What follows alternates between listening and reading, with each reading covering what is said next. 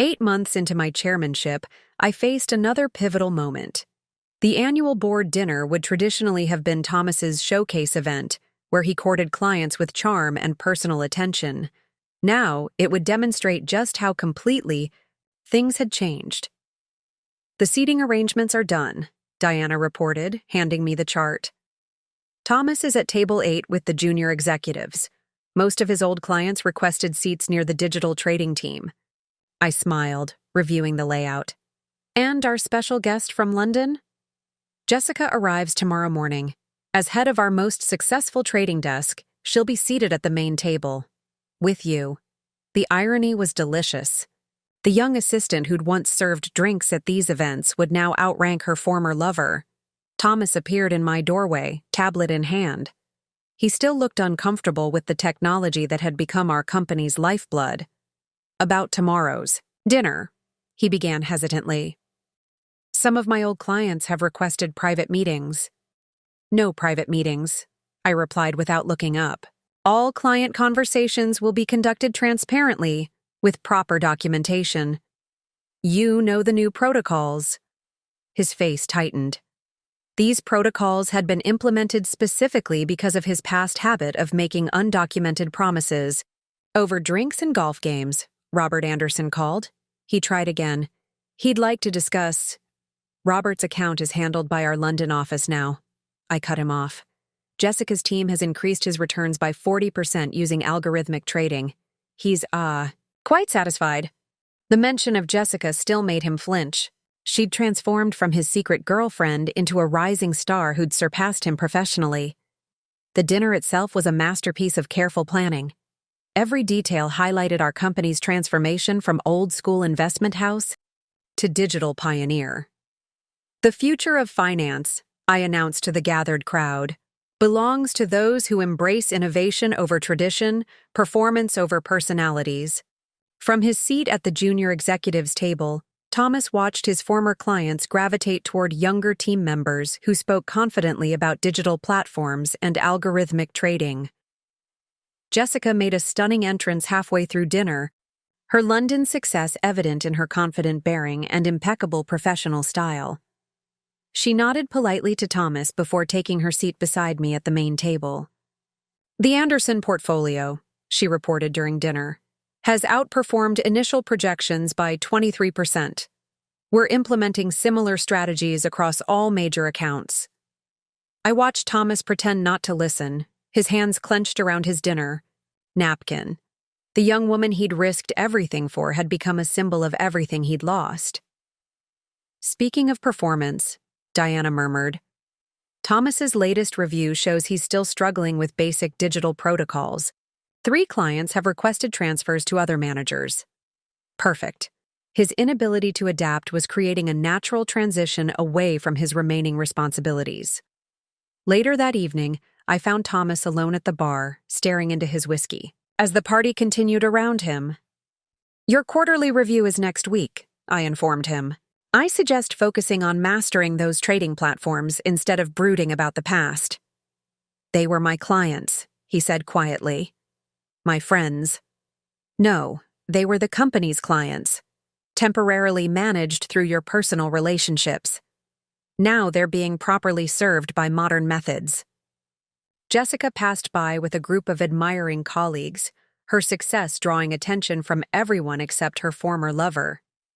"You know what's ironic?" I asked him. "If you'd spent less time undermining my business and more time learning from it, you might have been prepared for this future." The evening ended with several major clients requesting transfers to our digital trading team. Thomas's old-school approach had become a liability they couldn't afford. "One more thing," I told him as he prepared to leave. "The London office is hosting next quarter's board meeting. As a junior executive, you'll be handling the presentation materials. Try to keep up with Jessica's team." His muted response followed.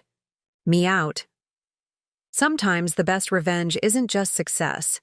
It's making them watch as their own mistakes create your greatest victories. The morning after the board meeting, I arrived early at Sterling and Hughes. The security guard did a double take. He was used to seeing me at company parties, not striding in with executive authority. Ms. Carlton, he stammered, using my maiden name. They've prepared the chairman's office for you. The executive floor buzzed with tension. Jessica stood by her desk, her usual confidence replaced by obvious nervousness. The designer outfit that had caught Thomas's attention now looked childish in the harsh morning light. Ms. Carlton, she began, about my position here? My office. I cut her off. 10 minutes. Bring your complete work history and client contact. Records. Thomas arrived just as I was settling into the chairman's office. He looked like he hadn't slept, his typically immaculate appearance showing strain. We need to talk about this, he insisted, following me in. About what? I settled, behind the massive desk. The takeover was legal, the board's vote unanimous. Or did you mean the divorce? My lawyers will contact yours about revising those terms. You can't just walk in and take over everything I've built. I pulled up the company's recent performance. Reports. Everything you've built is failing, Thomas. Your client retention rate has dropped 40% in 6 months. Your digital infrastructure is a decade behind. And your newest executive assistant has been mishandling client accounts since day 1. His face reddened. Leave Jessica out of this. I can't.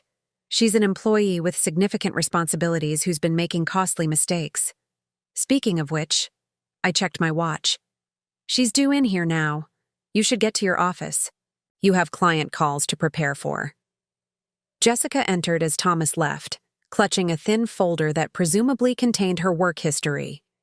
She'd tried to dress more conservatively today, but couldn't quite hide the youth that had attracted my husband. Sit, I instructed, opening her file on my tablet. Let's discuss your qualifications for handling billion-dollar client accounts. Her resume was exactly what I'd expected.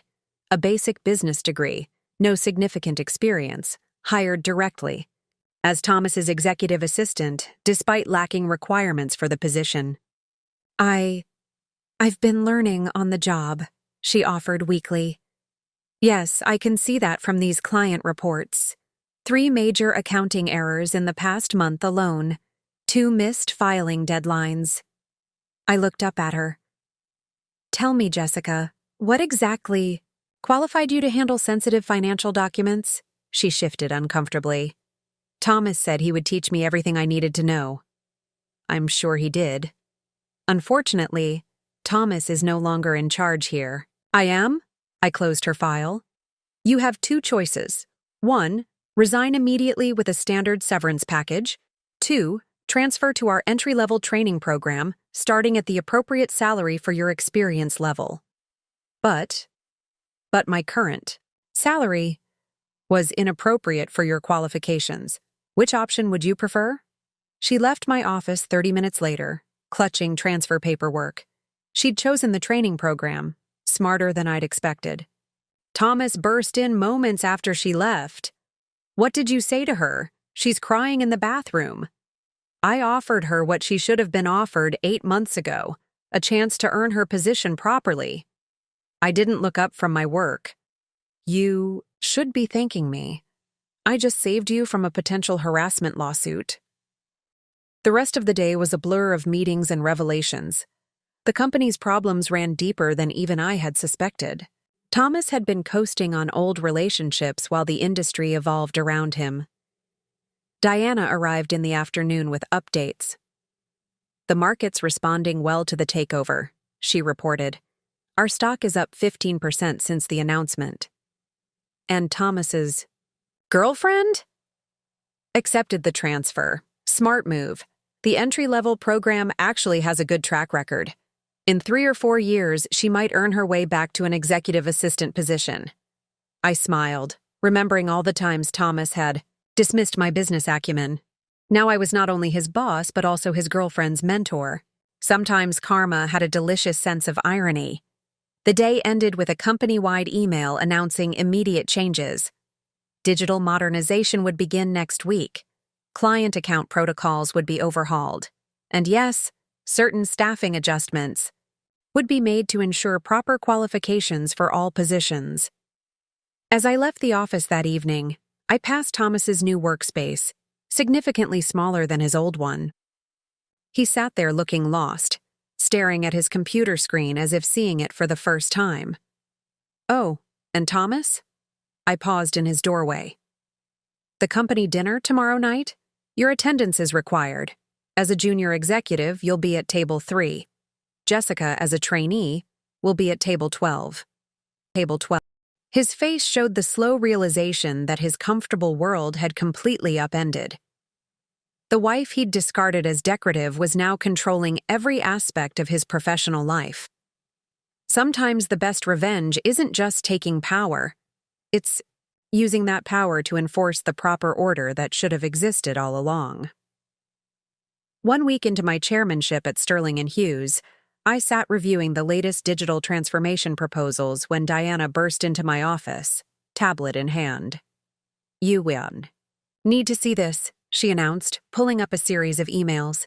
"Thomas has been reaching out to old clients, suggesting they move their accounts before the changes take effect." I scanned the emails, noting the desperate tone beneath the professional language. Thomas was trying to save his own client relationships before our modernization could expose just how outdated his methods were. "Get me Robert Chen from compliance," I instructed, "and pull up Thomas's client contact records for the past month." The evidence was clear. Thomas had been systematically contacting major clients, using his personal email to avoid company oversight. It was a clear violation of our new protocols, implemented just days ago. "Send security to escort him to my office," I told Diana, "and have HR prepare the appropriate disciplinary paperwork." Thomas arrived looking defiant, though his confidence wavered when he saw the emails displayed on my screen. "Those are private communications," he protested. "Nothing involving company clients is private, Thomas. You signed the new protocols. Yourself on Monday." I gestured to a chair. "Sit. Let's discuss your future here." He sat, but his posture remained rigid. "You can't expect me to just watch while you dismantle everything I've built. No, I expect you to adapt, to learn new methods, to earn your position based on performance rather than relationships." I pulled up his recent client reports. "Your accounts have underperformed the market by 12% this quarter. That was acceptable under the old leadership. It's not acceptable now." "Those clients trust me," he insisted. "They've been with me for years. They trusted the old Sterling and Hughes, the firm that prioritized personal connections over performance. That firm no longer exists." I handed him a document. "This is your performance improvement plan. You have 30 days to meet the new standards." His hands shook slightly as he read the requirements. "This is impossible. Nobody could meet these targets in 30 days. "Jessica is already meeting them in her training program," I noted, enjoying how his face reddened at the mention of his girlfriend. "Of course, she started at an appropriate level for her experience, without years of bad habits to unlearn." The rest of the day brought more changes. The digital transformation team began installing new trading platforms. Client reports were being reformatted to show true performance metrics rather than relationship histories. "Thomas's girlfriend is actually doing well in training," Diana reported during our afternoon briefing. "Turns out she has a decent head for numbers when she's not being distracted by inappropriate relationships." I nodded, remembering my own early days in finance. Sometimes talent just needs the right structure to emerge. Speaking of which, how are the other executives adapting to the new systems? Most are learning. Some are struggling. A few have already updated their resumes. Perfect. The old guard was either evolving or making room for new blood. Exactly as planned. That evening, I found Thomas still at his desk, struggling with the new client management software. His usual confident demeanor had been replaced by frustrated confusion. "Having trouble?" I asked from his doorway. He started, nearly knocking over his coffee. "These new systems, they're unnecessarily complicated." "No, they're necessarily complicated. Modern finance requires more than a firm handshake and a good golf game," I moved to leave, then paused. Oh, by the way, Jessica has requested a shift to our London office for her training. I approved it this afternoon. His head snapped up. You can't do that. Actually, I can. She made a compelling case for wanting a fresh start. Away from complicated personal situations. As I walked to my car that evening, Diana fell into step beside me. You know what the best part is? The company's value has increased 30% since you took over. Even the old guard can't argue with those numbers. I smiled, thinking of Thomas struggling with systems that his young girlfriend had already mastered. Sometimes karma worked in beautifully ironic ways. By the way, Diana added, the divorce lawyers called. Given the company's increased value under your leadership, they're suggesting a significant revision to the settlement terms. 1 month after taking control of Sterling and Hughes, I stood at the podium during our quarterly shareholders' meeting. The room was packed. Our company's dramatic turnaround had attracted significant attention. In just 30 days, I began. We've increased client retention by 40%, modernized our trading platforms, and seen our stock value rise by 45%. The screens behind me displayed the metrics. Change isn't just possible, it's profitable when done correctly. Thomas sat in the middle rows, no longer at the executive table. His performance improvement plan had shown mixed results. He was trying to adapt, but years of old habits died hard. Jessica was conspicuously absent, already settled into her London training program. Our digital transformation, I continued, has revealed both strengths and weaknesses in our organization. Some of our traditional methods needed updating. Some needed complete replacement. Diana, seated at the executive table, gave me a subtle thumbs up. The shareholders were nodding, especially the younger ones who had been pushing for modernization for years. Moving forward, Sterling and Hughes will combine the best of traditional banking relationships with modern technological efficiency. Those who can adapt to this new model will thrive. Those who cannot, I let the implication hang. After the presentation, Thomas approached me clutching performance reports. I've improved, he insisted. My numbers are better. They're still below our new standards, I replied, reviewing his data. Though I'll grant you've made more progress than expected, perhaps you're finally learning to take guidance from someone you once dismissed as just a wife. His face flushed at the reminder. The divorce proceedings had revealed his casual dismissal of my business acumen over the years, documented in emails to friends and colleagues. The London office called, Diana reported, joining us. Jessica has requested a permanent transfer to their training program. Apparently, she's discovered a passion for international finance. I watched Thomas absorb this news, seeing the last pieces of his old life slip away. The girlfriend he'd left his wife for had found her own path, one that led away from him. Your performance review is next week, I told him. I suggest focusing on your professional development rather than personal complications. The company's standards won't be adjusted for emotional distractions. Later that evening, alone in my office, I reviewed the company's transformation. Old client relationships had been strengthened by new technology. Young talent was rising based on merit rather than connections. Even Thomas was slowly learning to earn his position rather than rely on past status. Diana brought in the final numbers for the day. We've officially doubled the company's value since you took over, she announced.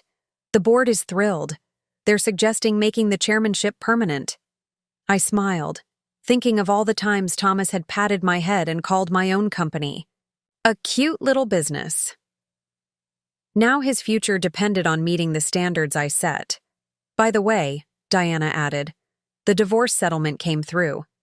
Given the company's increased value and your role in its transformation, let me guess, he's not happy with the terms? He's suggested mediation. Apparently, his lawyer advised him that challenging you might not be wise, given your current position. Perfect. Thomas had tried to discard me for a younger woman. Instead, he'd handed me the power to reshape not just his company, but his entire future. Sometimes the best revenge isn't just taking control, it's using that control to create something better than what was destroyed. Thomas had wanted a trophy girlfriend. Instead, he'd given his wife the opportunity to become a corporate titan. As I left the office that night, I passed Thomas's desk. He was still there, practicing the new trading protocols, trying to keep up with a company that had evolved beyond him. "Good night, Thomas," I called out. "Don't stay too late. Junior executives are expected to be fresh for morning meetings." His muted response followed me to the elevator. Sometimes karma doesn't just come around.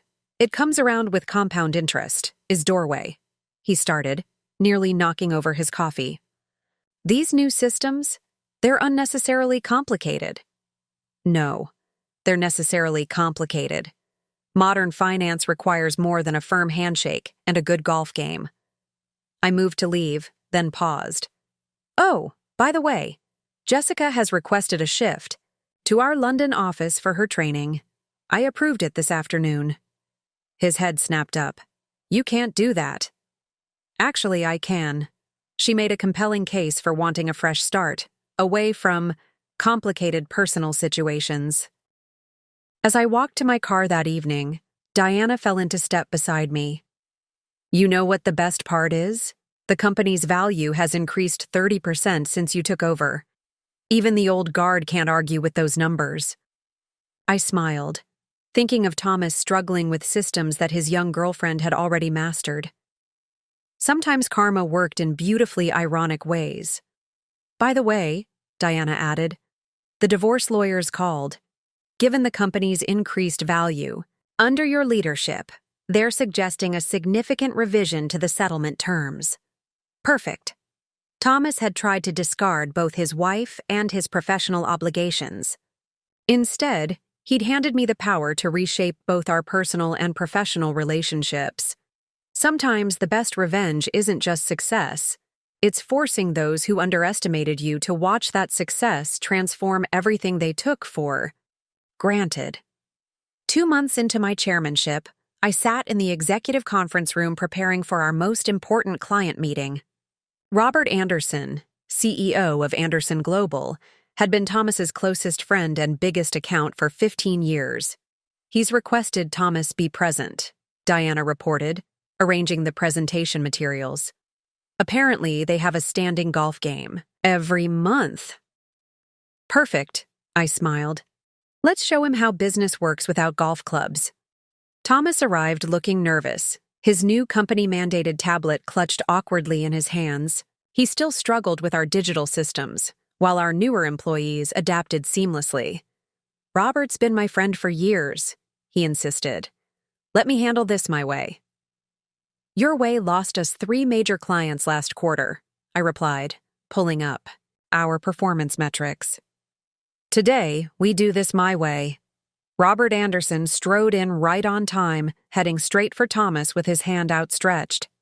Then he saw me and froze. "Mrs. Hughes, I heard rumors, but—" "Ms. Carlton," I corrected smoothly. "Please sit. We have some interesting projections to show you." For the next hour, I walked him through our new digital trading platform, showing him exactly how his investments had underperformed under the old system. Thomas sat silently, watching his friend's expression change from skepticism to interest. "These returns," Robert said finally, "they're significantly better than what we've been seeing. Because we're using actual market analysis now, not just personal relationships." I pulled up more data. Thomas's traditional methods missed several key opportunities in emerging markets. Thomas shifted uncomfortably. "Robert, our friendship has cost him approximately $40 million in unrealized gains," I cut in. "Friendship is wonderful, Robert, but wouldn't you prefer friendship plus profit?" By the end of the meeting, Robert had not only committed to staying with us, but had increased his investment portfolio. As he left, he paused by Thomas's chair. "No, Hard feelings about golf, he said quietly. But I need to do what's best for my company. After he left, Thomas slumped in his chair. He was my closest friend. No, I corrected, gathering my materials. He was your client pretending to be your friend. Now he's just our client, which is actually better for everyone's bottom line.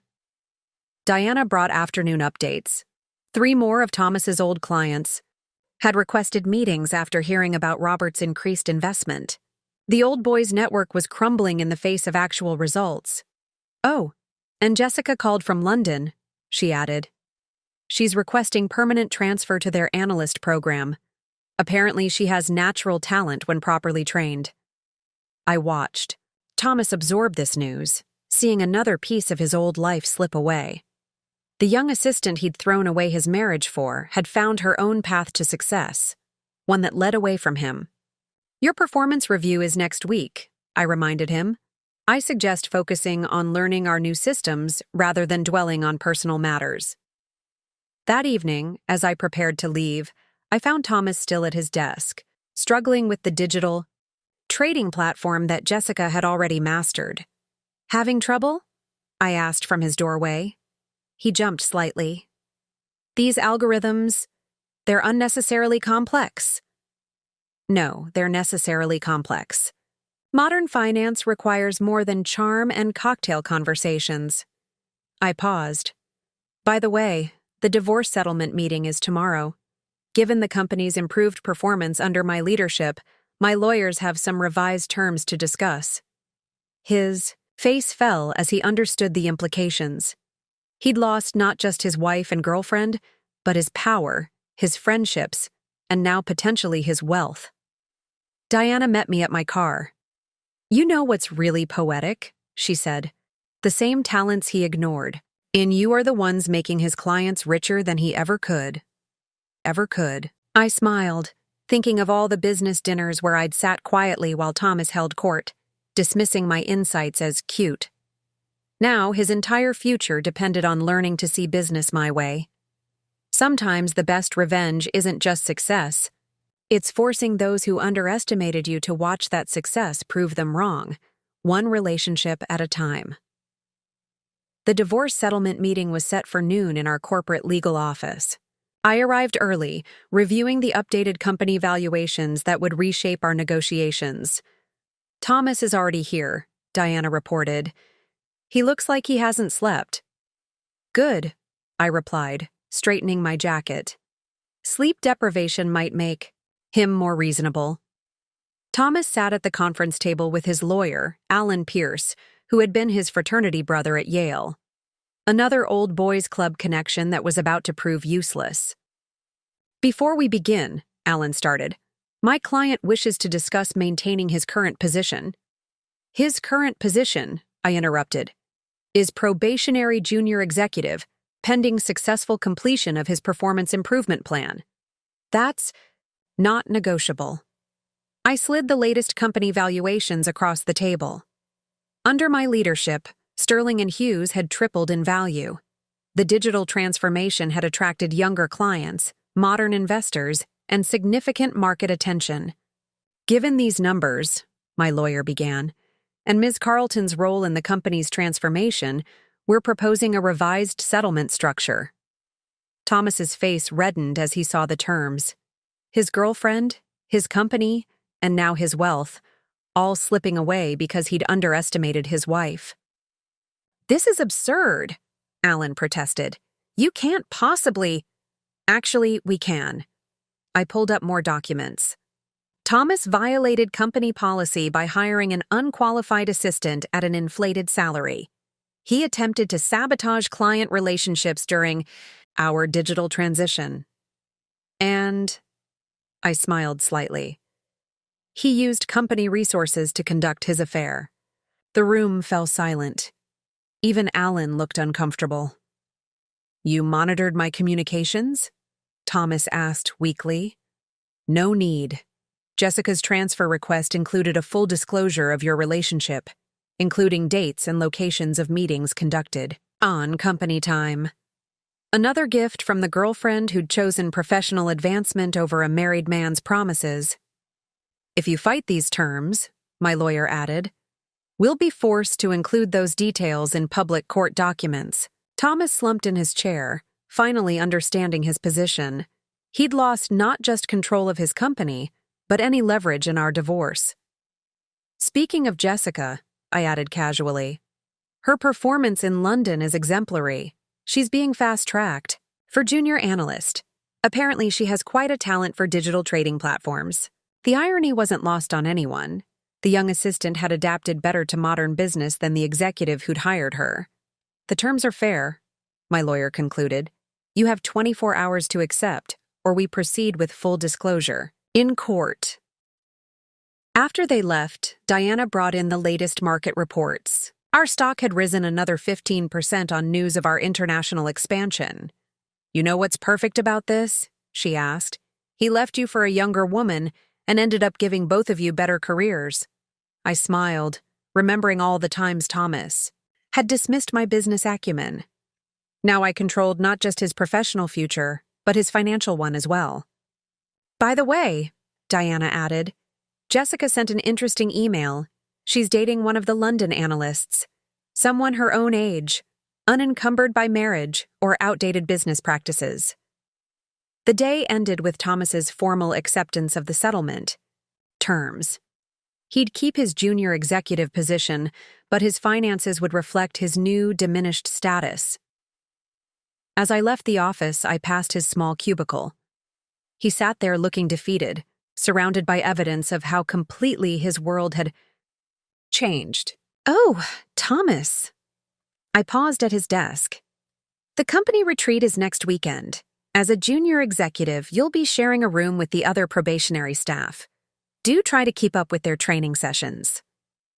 His muted response followed me to the elevator. Sometimes the best revenge isn't just winning. It's making sure they feel every moment of their defeat. 6 months after taking control of Sterling and Hughes, I stood at the podium during our annual investors meeting. The auditorium was packed. Our company's transformation had become a case study in modern finance. In half a year, I began, we've quadrupled our market value, modernized our entire operation, and set new standards for digital investment banking. The screens behind me displayed our success metrics. In the audience, Thomas sat with other junior executives, his once commanding presence diminished by months of adaptation struggles.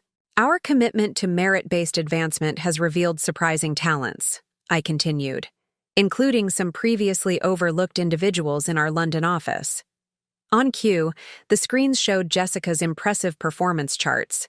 She'd risen quickly in the analyst program, her natural abilities flourishing once freed from inappropriate relationships.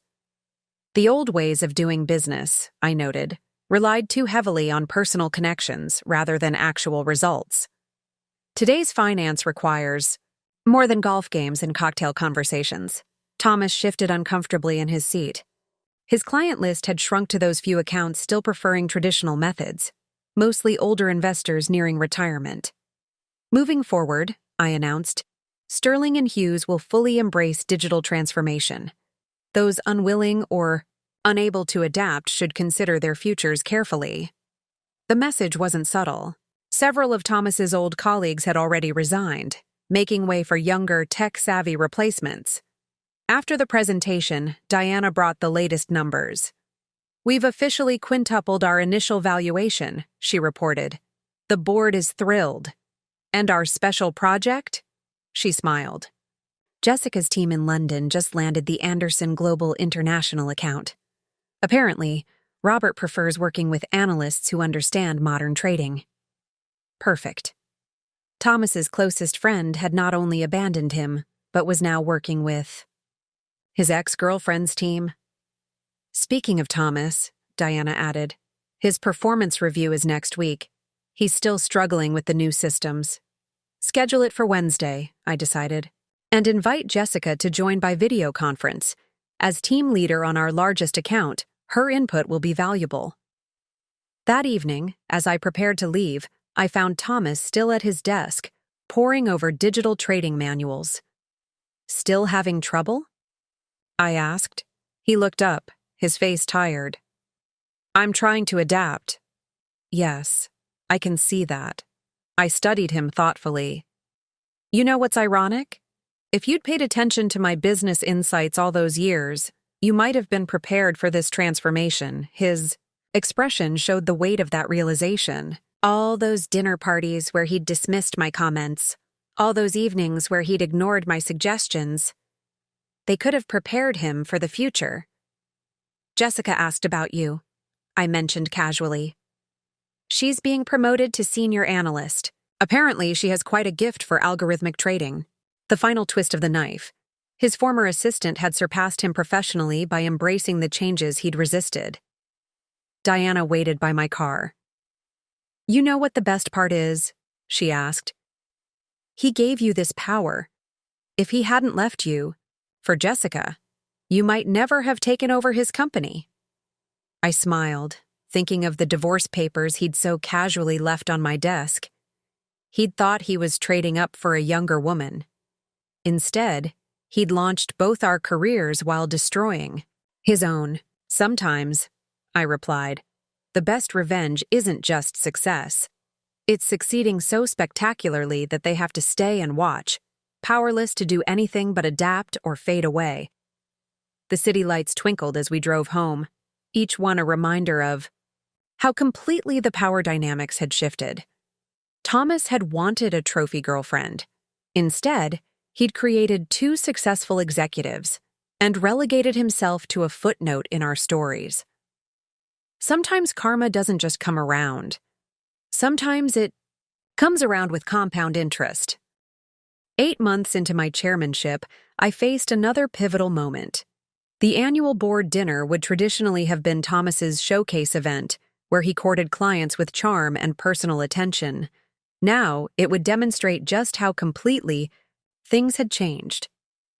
The seating arrangements are done, Diana reported, handing me the chart. Thomas is at table 8 with the junior executives. Most of his old clients requested seats near the digital trading team. I smiled, reviewing the layout. And our special guest from London? Jessica arrives tomorrow morning. As head of our most successful trading desk, she'll be seated at the main table. With you. The irony was delicious. The young assistant who'd once served drinks at these events would now outrank her former lover. Thomas appeared in my doorway, tablet in hand. He still looked uncomfortable with the technology that had become our company's lifeblood. About tomorrow's dinner, he began hesitantly. Some of my old clients have requested private meetings. No private meetings, I replied without looking up. All client conversations will be conducted transparently, with proper documentation. You know the new protocols. His face tightened.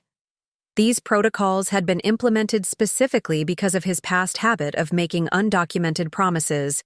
Over drinks and golf games, Robert Anderson called. He tried again. He'd like to discuss. Robert's account is handled by our London office now. I cut him off.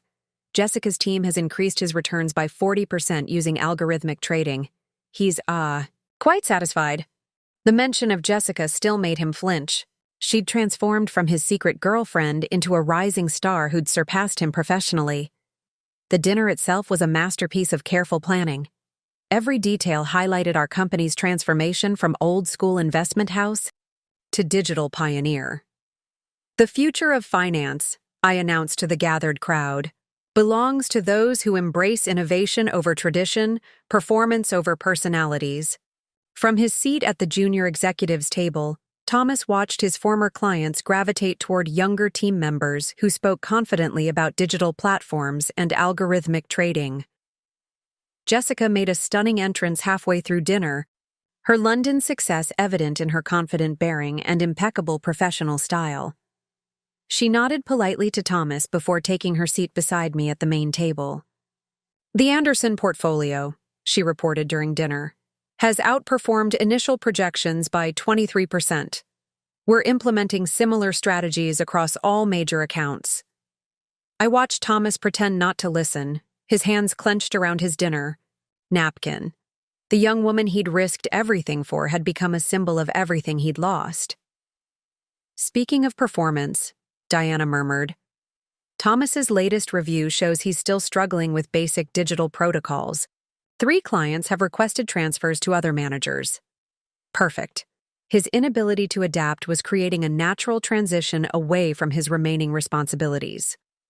Later that evening, I found Thomas alone at the bar, staring into his whiskey. As the party continued around him, "Your quarterly review is next week," I informed him.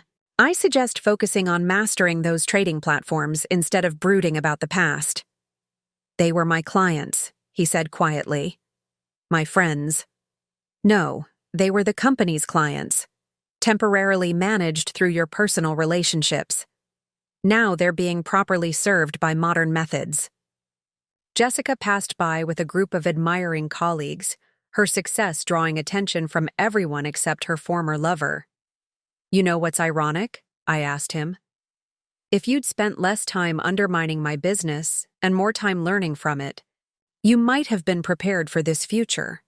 The evening ended with several major clients requesting transfers to our digital trading team.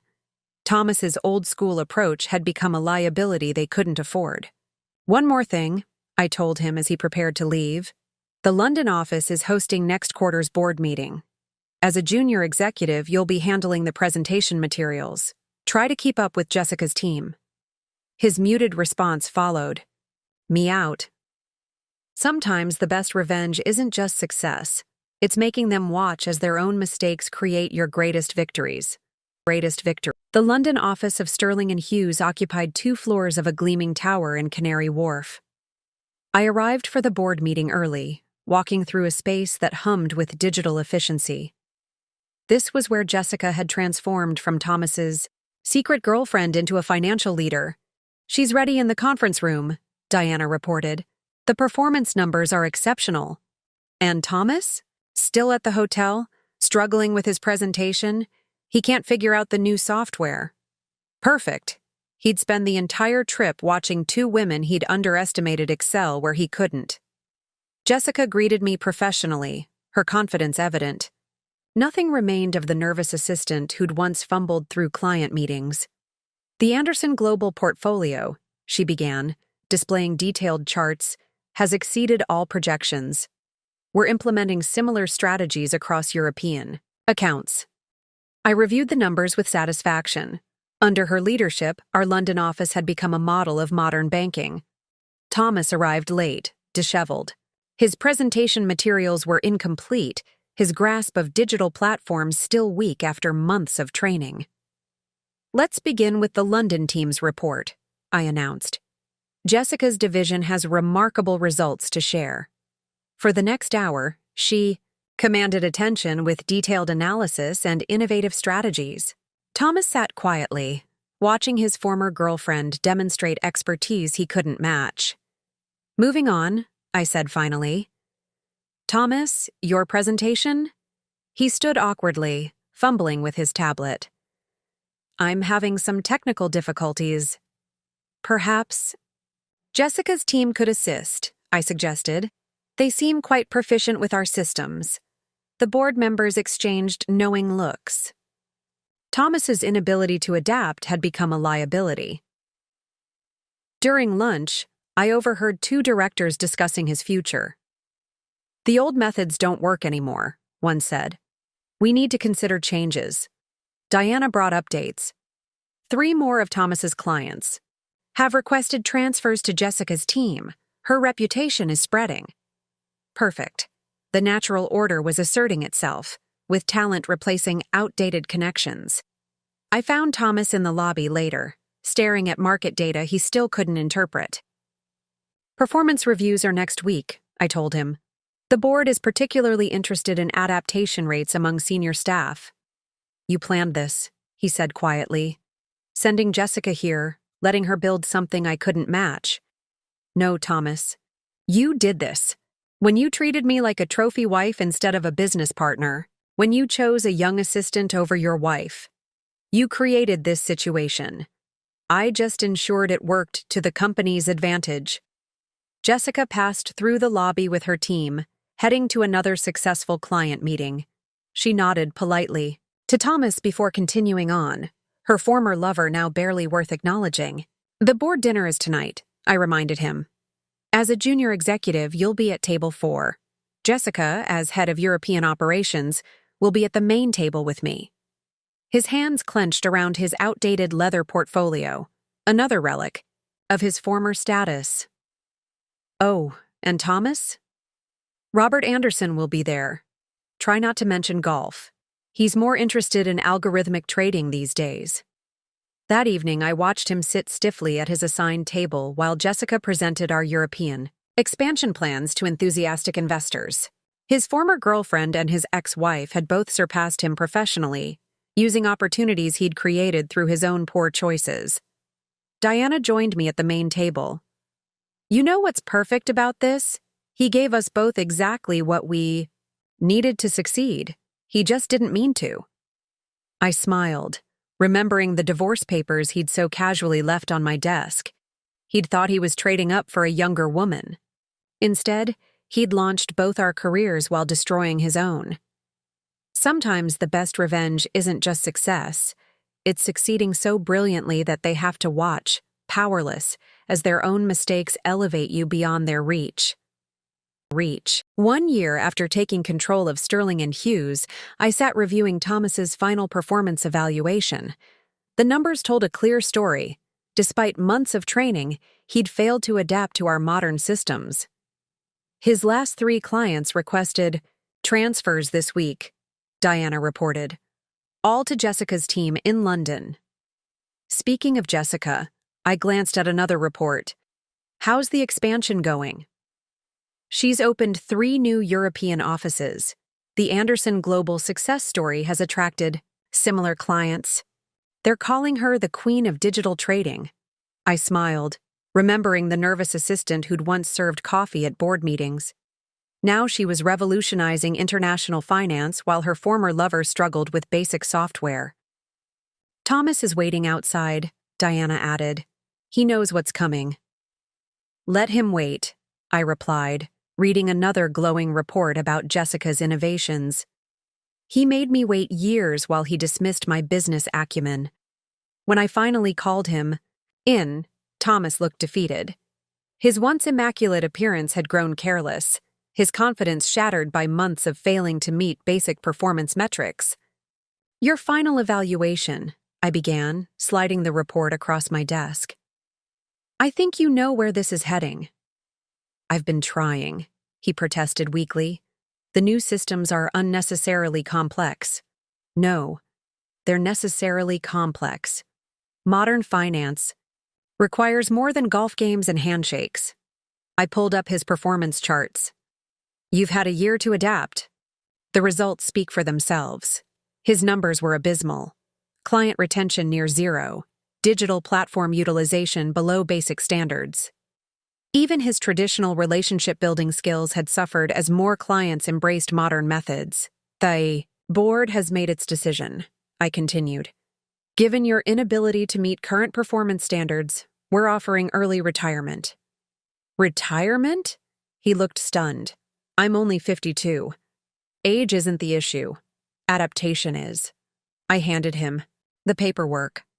The package is generous considering your recent performance, though not as generous as it would have been before the divorce settlement. He stared at the documents, reality finally sinking in. All this because I underestimated you? No, Thomas. All this because you underestimated everyone. Me. Jessica. The changing nature of finance itself. My phone buzzed, Jessica requesting a video call. Excuse me, I told Thomas. I have a meeting with our European division chief. Jessica's face appeared on my screen, confident and professional. She barely glanced at Thomas as she began reporting on their latest successes.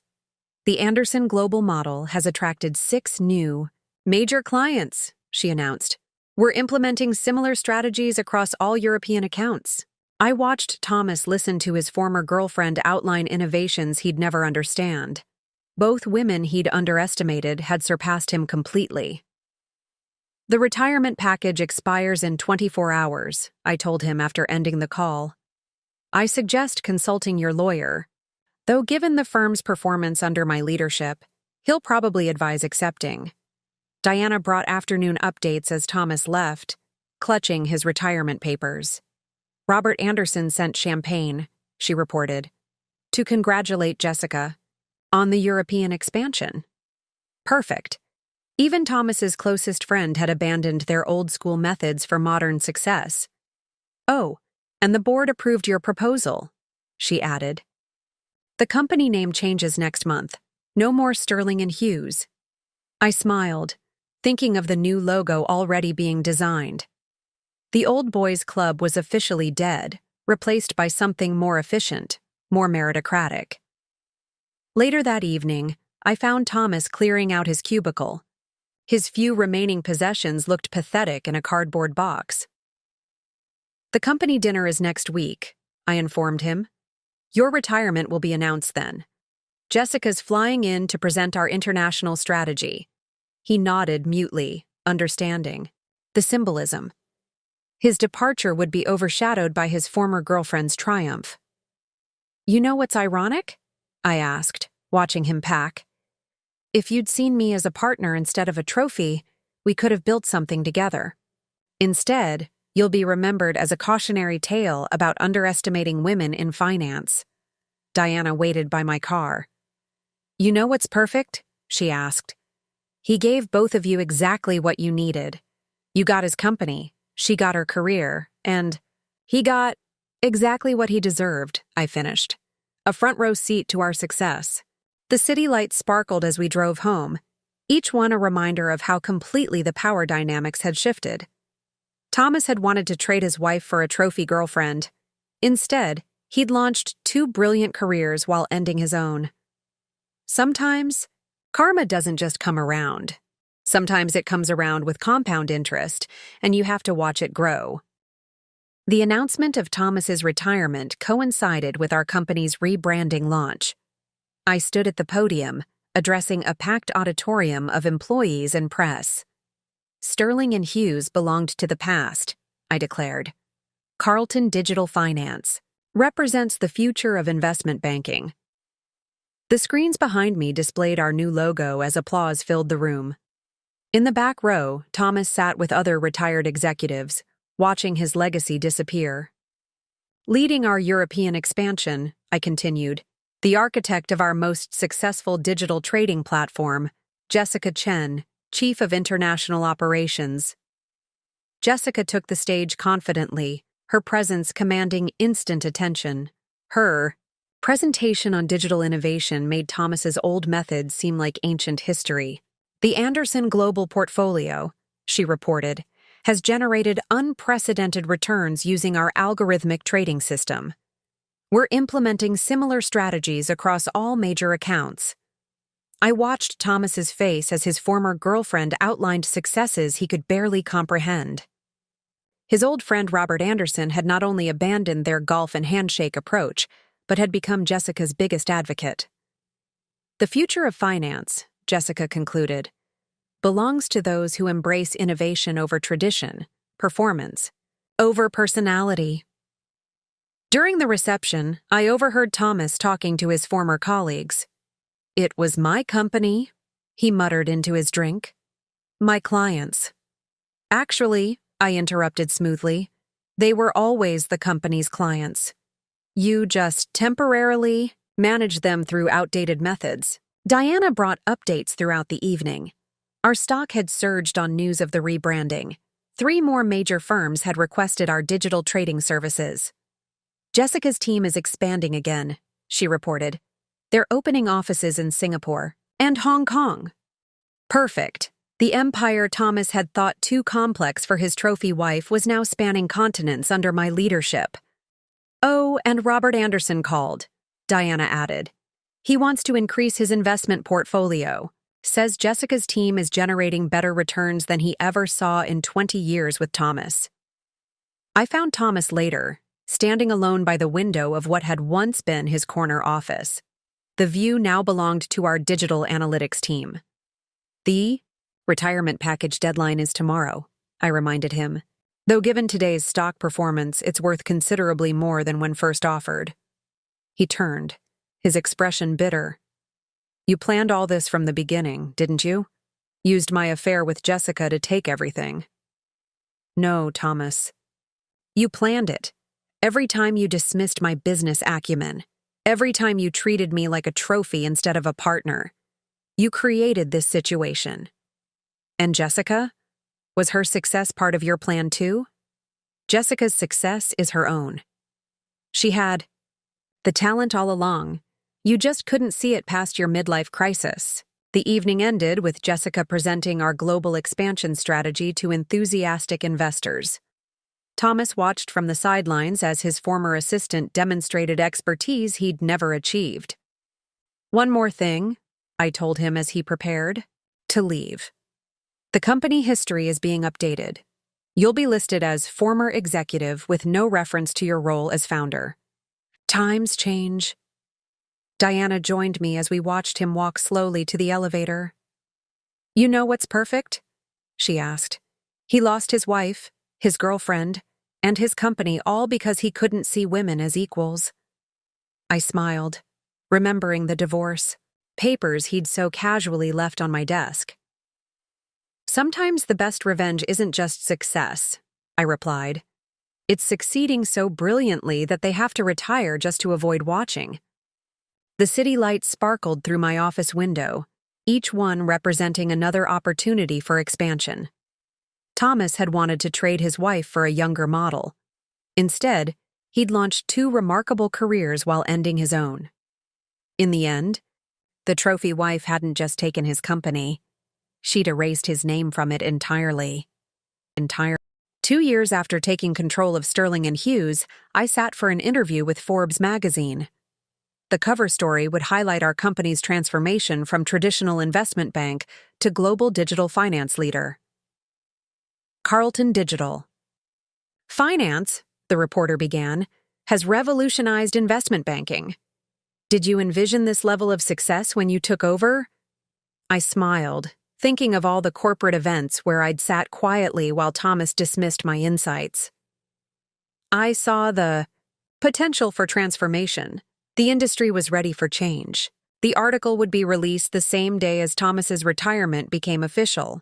A fitting coincidence that my triumph would overshadow his departure completely.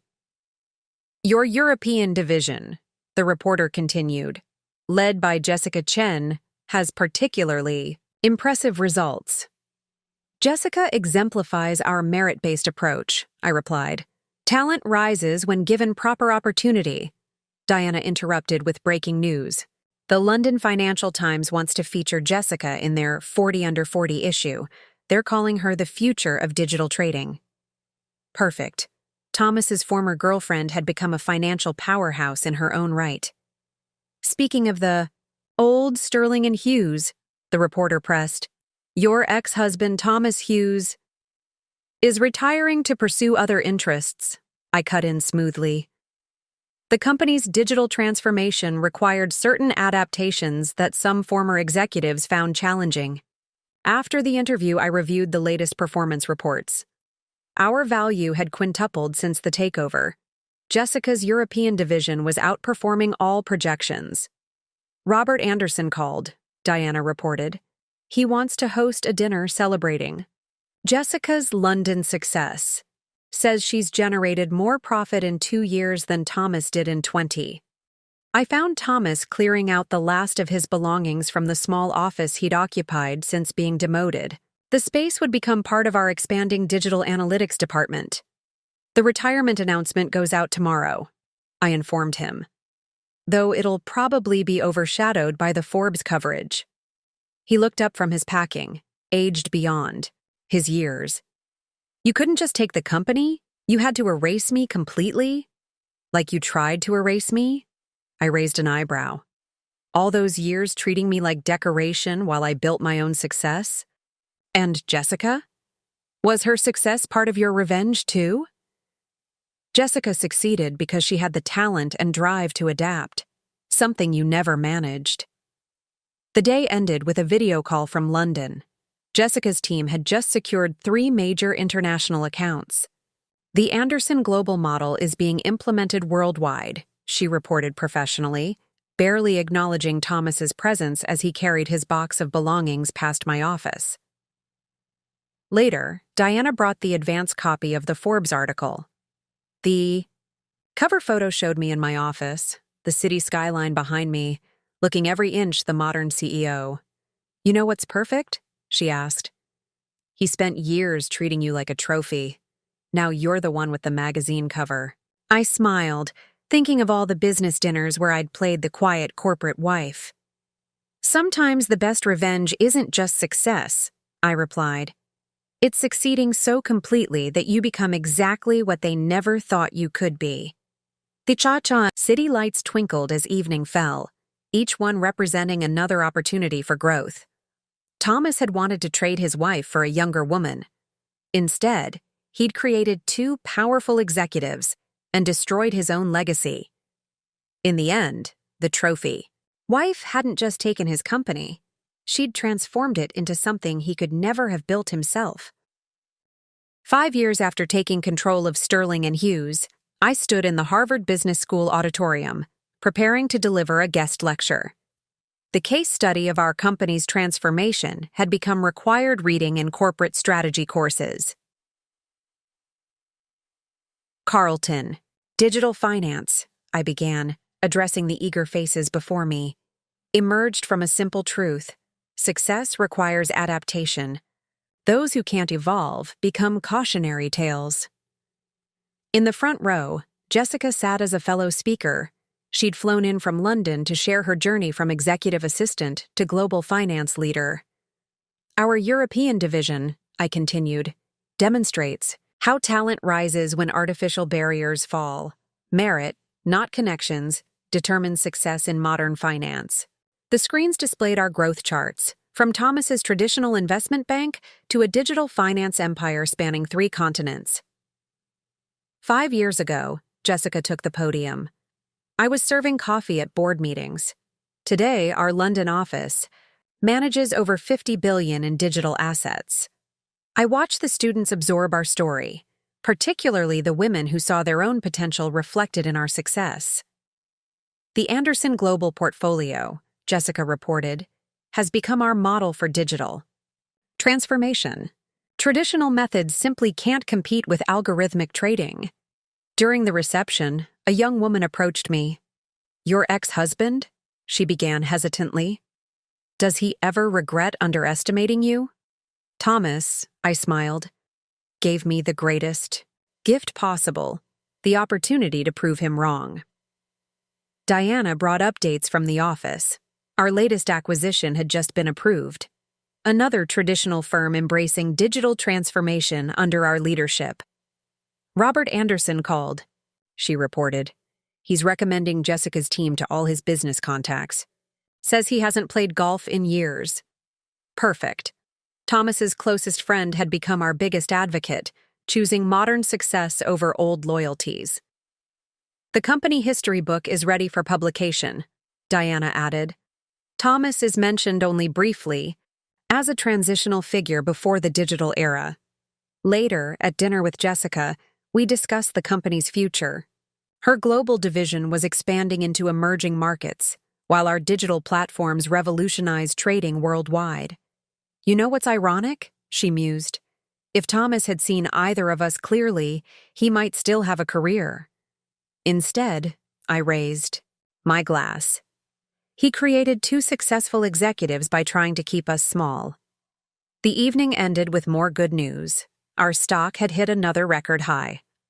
The company Thomas had thought too complex for his trophy wife was now worth 10 times its former value. "Sometimes," I told the last few students lingering after the lecture, "the greatest opportunities come from being underestimated. Success isn't about proving others wrong. It's about proving yourself right." Diana waited in the car, scrolling through market updates. "You know what's perfect?" she asked. "Thomas probably still doesn't understand how completely you transformed his old-fashioned bank into a global digital leader." I smiled, remembering all the times he'd dismissed my business insights. Now his former company was revolutionizing finance in ways he could never have imagined. The city lights sparkled as we drove home, each one representing another opportunity for growth. Thomas had wanted to trade his wife for a younger woman. Instead, he'd launched two brilliant careers while becoming a footnote in his own company's history. In the end, the trophy wife hadn't just taken his company. She'd transformed it into something that made his legacy obsolete. 7 years after taking control, I stood in our newest office in Singapore, overlooking the city's glittering financial district. Carlton Digital Finance had grown beyond anything Sterling and Hughes could have imagined. The Asian markets are embracing our platform completely, Jessica reported via video conference from London. We've secured contracts with 6 major Chinese banks. I smiled, remembering Thomas's insistence that Asian clients would never abandon traditional banking relationships. Now they were leading our digital revolution. Robert Anderson's recommendations opened many doors, Diana added, reviewing the client list. His success story convinced other traditional investors to modernize. The transformation had exceeded all expectations. Our digital trading platform had become the industry standard, while Thomas's old methods were studied in history classes. Speaking of Thomas, Diana continued, he tried to launch a consulting firm. Traditional investment advice for old-school clients. How's that working out? It isn't. His potential clients keep asking about digital capabilities he doesn't understand. Perfect. Even in retirement, he couldn't escape the changes we'd initiated. Later that day, I met with Asian investors who had once been Thomas's loyal clients. They now sought Jessica's team's expertise in algorithmic trading. Your ex-husband, one ventured politely. He never mentioned your business abilities during our golf games. Thomas, I replied smoothly, excelled at underestimating women. It proved quite profitable, for us. The meetings continued, each one confirming our dominance in modern finance. Traditional banks worldwide were either adopting our methods or falling behind. Jessica's latest innovation, Diana reported, is being implemented across all global markets. The press is calling her a financial technology pioneer. I remembered the young assistant who'd once caught Thomas's wandering eye. She'd transformed herself into a respected industry leader, while he struggled to remain relevant. The company history has been updated, Diana added. Thomas is now listed under former personnel rather than legacy leadership. The day ended with news of another record quarter. Our value had grown 12-fold since the takeover, with Jessica's international division leading the expansion. Sometimes, I told Diana as we watched Singapore's lights brighten the evening sky, the best revenge is building something so successful that your critics become irrelevant. She smiled, scrolling through more glowing press coverage. You didn't just take his company, you made his entire approach to business obsolete. I thought of Thomas, probably sitting in his home office, trying to understand the digital world that had left him behind. His trophy wife and secret girlfriend had reimagined global finance while he clung to outdated methods. The final irony? His betrayal had created exactly what the finance industry needed. Leaders who understood that true power comes from innovation, not tradition. 8 years into my leadership, I sat for an interview with Time magazine. They'd named me Innovator of the Year for transforming traditional banking into digital finance. Your story, the reporter began, reads like a modern fairy tale. This underestimated wife who revolutionized an industry. I thought of Thomas's dismissive attitude toward my business acumen. Sometimes being underestimated is an advantage. People don't guard against what they don't see as a threat. Jessica had flown in from London for the photo shoot. As global innovation chief, she'd earned her own recognition in the financial press. The Anderson Global Model, she explained to the reporter, proved that digital trading could outperform traditional methods consistently. Diana brought updates between photo sessions. Our latest quarterly results had exceeded all projections. 3 more traditional banks had adopted our platform. Robert Anderson called, she added. He wants to feature in the article, praising our digital transformation. Perfect. Thomas's closest friend had become our most vocal supporter, publicly, championing the changes that had ended traditional banking. Your ex-husband, the reporter ventured. How does he view your success? Thomas, I smiled, gave me the opportunity to prove everything he didn't believe I could do. The article would highlight our company's exponential growth, from Thomas's outdated investment bank to a global digital finance leader worth 15 times its original value. Jessica Chen, the reporter continued, your European chief, she was once, is now one of the most innovative leaders in modern finance. I cut in smoothly. Her past position is irrelevant compared to her current achievements. After the interview, Jessica and I reviewed expansion plans. Her London team was developing new algorithms that would make traditional trading even more obsolete. You know what's ironic? She mused. Thomas thought he was upgrading by pursuing me. Instead, he lost everything by underestimating both of us. Diana interrupted with more news. Thomas's consulting firm had finally closed. His potential clients had all switched to digital platforms. The Financial Times wants to interview you both, she reported. They're calling it The Future of Finance, How Two Women Revolutionized Banking. I found a certain satisfaction in that headline. Thomas had dismissed us both, his wife as a trophy, his girlfriend as an accessory. We'd proved him wrong on a global scale. The day ended with a video call from Singapore. Our Asian division had secured another major contract, expanding our digital dominance. The old methods, Diana observed as we watched the market close, aren't just outdated. They're extinct. I smiled, thinking of all the corporate events where I'd sat quietly while men like Thomas made deals over drinks and golf games. Sometimes, I replied, the best revenge isn't just succeeding. It's making their entire way of doing business irrelevant. The city lights sparkled below my office window, each one representing another opportunity for growth. Thomas had wanted to trade his wife for a younger woman. Instead, he'd catalyzed a revolution that erased his legacy completely. 10 years after taking control, I stood in the Harvard Business School auditorium, delivering the commencement address. The case study of our company's transformation had become legendary in business education. Success, I told the graduating class, often comes from being underestimated. When people don't see you as a threat, they don't guard against your rise. Jessica sat in the front row, preparing to speak about innovation in global finance. From Thomas's assistant to an industry leader, her journey paralleled our company's transformation. Carlton Digital Finance, I continued, proves that adaptation isn't just about survival. It's about creating the future that others can't imagine. The screens displayed our decade of growth, from traditional investment bank to global digital empire. Thomas's old methods now appeared in history lessons about outdated business practices. Your European division, the dean noted during the introduction, has particularly revolutionized international trading. Talent rises, I replied, when artificial barriers fall. Merit, not connections, drives modern success.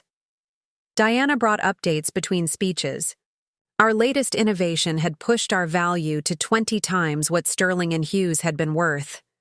Robert Anderson called, she reported.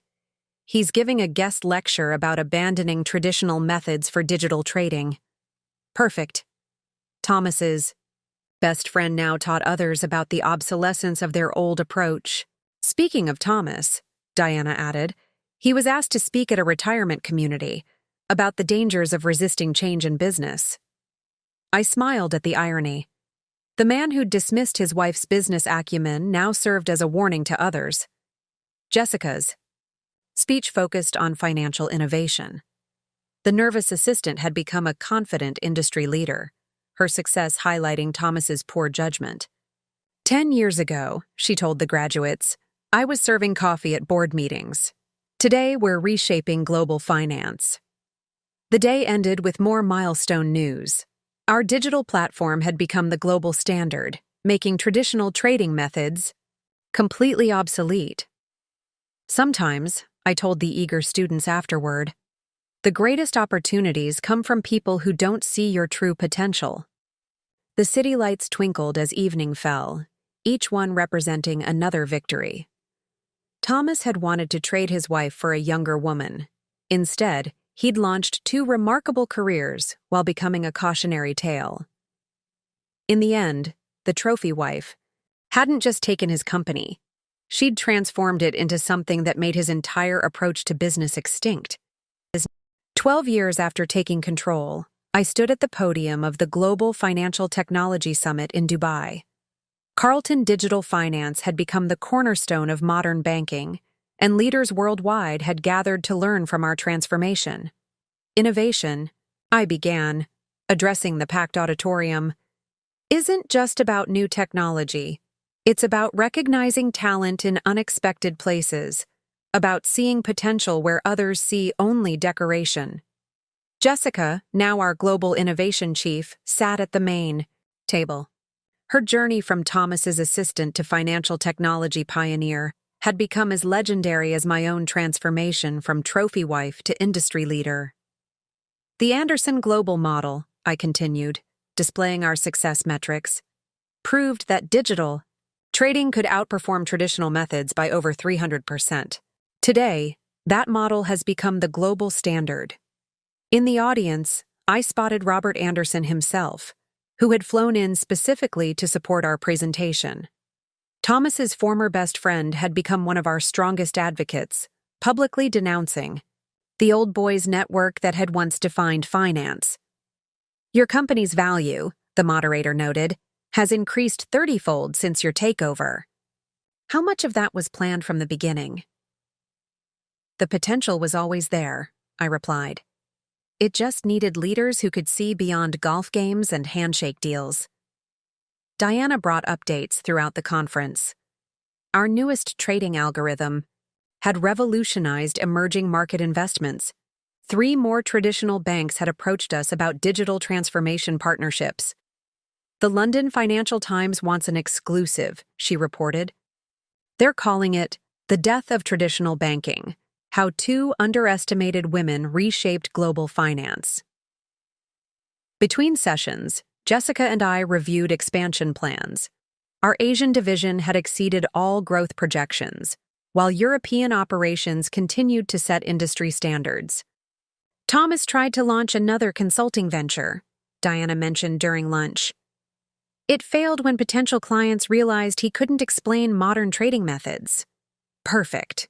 The man who dismissed his wife's business acumen couldn't even survive in the industry we'd transformed.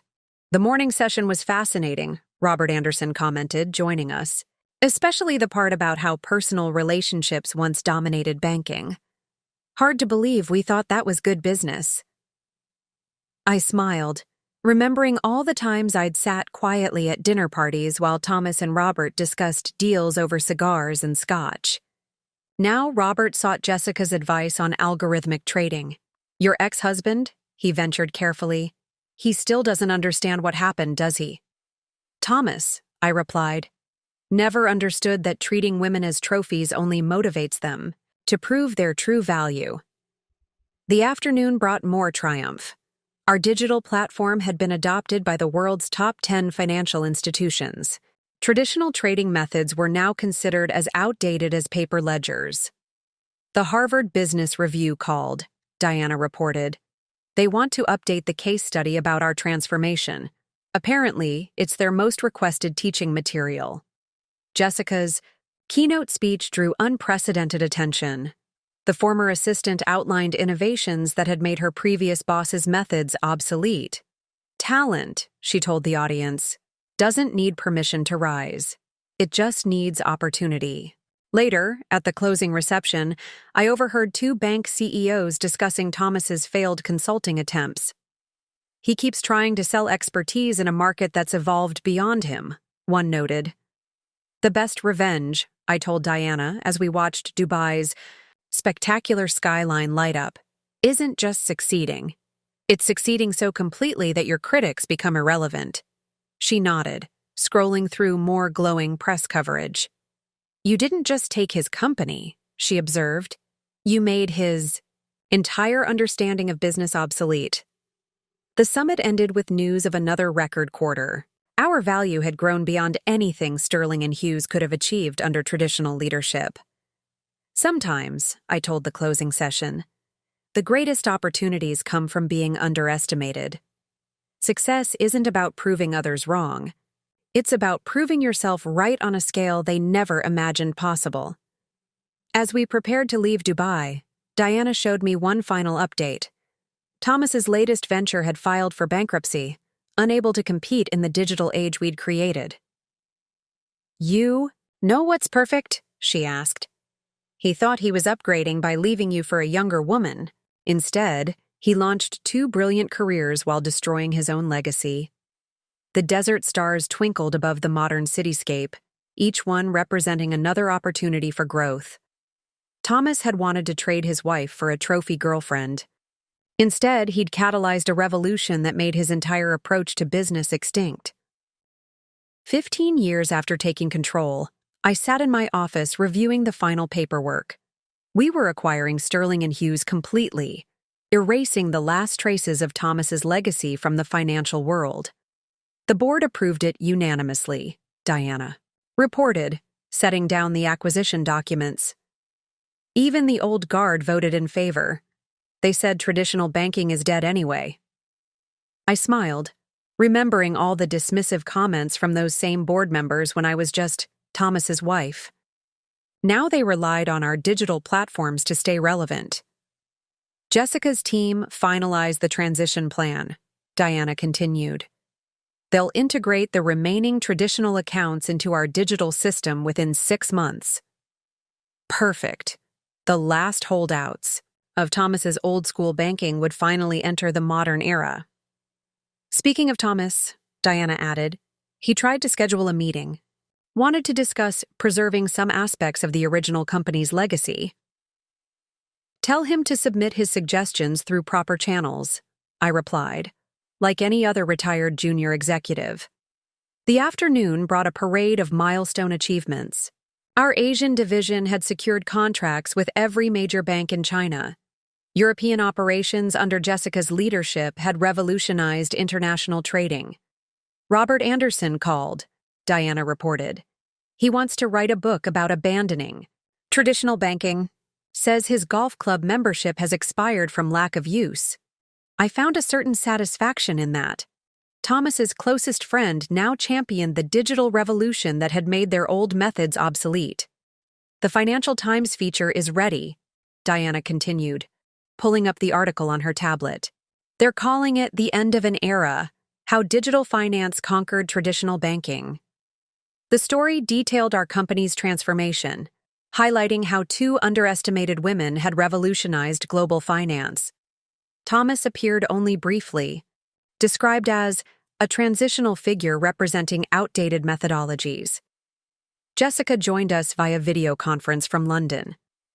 The integration team is ready, she reported. We'll begin transferring Sterling and Hughes's remaining accounts tomorrow. Any resistance from old clients? I asked, though I already knew the answer. None, she smiled. They've all seen the performance differences. Even Thomas's most loyal supporters want our digital platforms now. Later that day, I received an unexpected visit. Patricia Morrison, William's wife, appeared in my office doorway. I owe you an apology, she began. All those years at charity events, we treated you like just another corporate wife. We never saw what you were building. Most men make that same mistake, I replied. They see what they expect to see, until it's too late. The day ended with news that made everything perfect. Thomas's last consulting venture had lost its final client to our digital trading platform. He finally gave up, Diana reported, announced his complete retirement from finance, said he no longer understands modern banking. I stood at my office window, watching the city lights twinkle below. Somewhere out there, Thomas was facing the reality that his trophy wife and secret girlfriend had made his entire career approach obsolete. The company museum called, Diana added. They want to update the historical display, remove some of the Sterling and Hughes memorabilia to make room for our digital innovation timeline. Perfect. Even the physical remnants of Thomas's era were being replaced by evidence of our success. You know what's ironic? Diana mused. If he hadn't underestimated both of you, he might still have a career in finance. Instead, I smiled, he created exactly what the industry needed. Leaders who understand that true power comes from innovation, not tradition. As night fell over the city, I reviewed the acquisition paperwork one final time. Tomorrow, Sterling and Hughes would cease to exist as a separate entity. The company Thomas had thought too complex for his trophy wife would absorb his legacy completely. Sometimes, I told Diana as we prepared to leave, the best revenge isn't just succeeding. It's succeeding so spectacularly that you can buy and erase everything they thought you couldn't handle. The elevator doors closed on another record-breaking day. Thomas had wanted to trade up for a younger woman. Instead, he'd launched 2 remarkable careers while destroying his own legacy. In the Mao, and the trophy wife hadn't just taken his company, she'd made his entire understanding of business extinct. 20 years after taking control, I stood in the newly renovated headquarters of Carlton Global Digital Finance. The last traces of Sterling and Hughes had been removed, replaced by sleek displays showcasing our technological innovations. The Historical Society wants to interview you, Diana reported, reviewing the morning updates. They're documenting the death of traditional banking and the rise of digital finance. I smiled, remembering how Thomas had once dismissed digital trading as a passing trend. Now his entire approach to business was literally becoming history. Jessica's flying in for the interview, Diana continued. They want both perspectives, how the trophy wife and the assistant transformed global finance. The morning brought a steady stream of milestones. Our Asian division had just secured exclusive contracts with every major bank in the region. European operations under Jessica's leadership had set new records for digital trading volume. Robert Anderson sent an interesting email, Diana mentioned. He's donating his old golf clubs to a museum exhibit about outdated business practices. Perfect. Thomas's former best friend now used their old networking methods as examples of obsolete thinking. Speaking of Thomas, Diana added carefully, he tried to publish a memoir. Traditional Banking, A Personal History. No publishers were interested. I could imagine why. Who wanted to read about obsolete methods from someone who'd failed to adapt? Jessica arrived looking every inch the global executive she'd become. No trace remained of the nervous assistant who'd once caught Thomas's wandering eye. The London office exceeded all projections again, she reported during our pre-interview meeting. Traditional banking is now considered as outdated as paper ledgers. The Historical Society interviewer arrived precisely on time, equipment ready to document our story. Your transformation of Sterling and Hughes, she began, has become a landmark case in business evolution. Did you anticipate this level of change? I saw the potential, I replied, while others were distracted by superficial roles. Trophy wife, young assistant. Their underestimation gave us freedom to build something revolutionary. Jessica nodded agreement. Being dismissed as just the boss's girlfriend meant no one noticed when I started studying digital trading systems. The interview covered our parallel, journeys from overlooked women to industry leaders. Thomas appeared only briefly in the narrative, described as resistant to necessary change. Your ex-husband, the interviewer ventured. How does he view these changes? Thomas, I smiled, gave us both an unexpected gift, the motivation to prove our true value. Later that day, Diana brought news that felt like the final seal on our triumph. The last remaining traditional investment bank had adopted our digital platform. It's official, she announced. The old way of doing business is extinct. I stood at my office window, watching the city buzz below. Somewhere out there, Thomas was living with the knowledge that his trophy wife and secret girlfriend had made his entire career approach obsolete. The company museum wants to update again, Diana added. They're removing the last Sterling and Hughes artifacts. Said no one remembers traditional banking anymore. Perfect. Even the physical evidence of Thomas's era was vanishing, replaced by proof of our success. You know what's truly ironic? Diana mused. If he hadn't underestimated you both so completely, he might have been part of this revolution instead of its cautionary tale. The day ended with one final piece of news. Harvard Business School had permanently retired the Sterling and Hughes case study, replacing it with our digital transformation story. Sometimes, I told Diana as we left for the day, the best revenge isn't just succeeding. It's succeeding so completely that your critics become footnotes in your story. The city lights sparkled against the darkening sky, each one representing another victory. Thomas had wanted to trade his wife for a younger woman. Instead, he'd launched 2 remarkable careers while erasing his own legacy. In the end, the trophy wife hadn't just taken his company, she'd transformed it into something that made his entire life's work irrelevant. 25 years after taking control, I sat in the United Nations Assembly Hall, preparing to deliver a keynote speech about the future of global finance. Carlton Global Digital Finance had become more than just a company. It was now the standard by which modern banking operated. The Time magazine profile is ready for review, Diana whispered, handing me her tablet. The cover story, titled The Women Who Revolutionized Finance, featured both Jessica and me. Your transformation of banking, the article began, didn't just change one company. It redefined an entire industry's understanding of power and potential.